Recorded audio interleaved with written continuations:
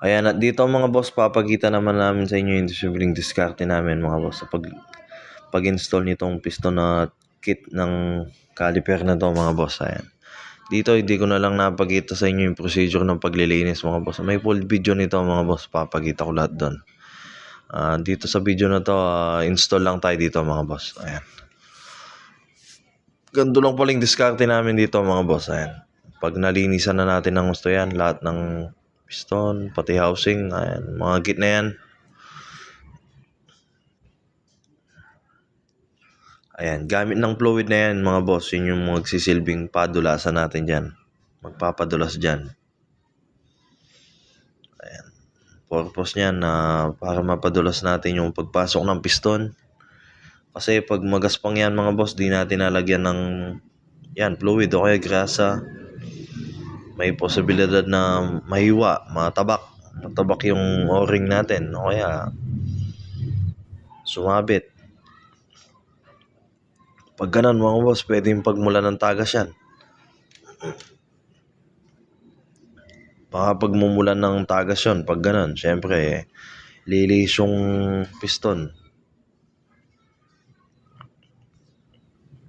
Diyan mga boss, make sure lang natin na nakalapat na maayos yung o-ring na yan.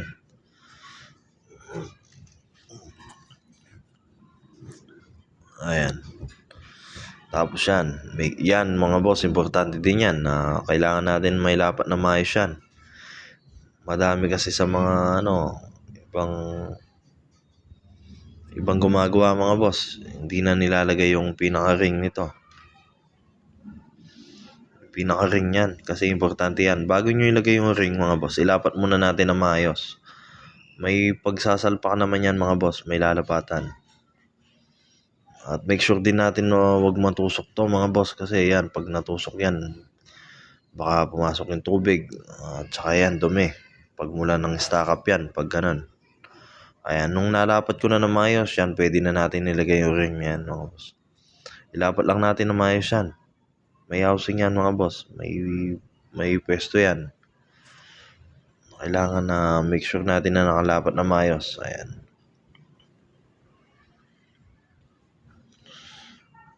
Ayan, pag nalapat na natin yan, ayan, kailangan matibay yung pagkakano yan. Hindi basta-basta kakalas.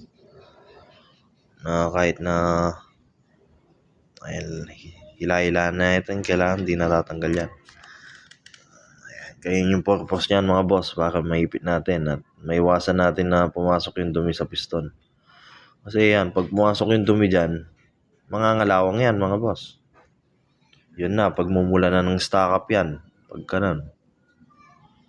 Ayan, dito mga boss, pinasadahan ko pa ng fluid dyan. Ayan. Para mas lalong suwabe yung pasok.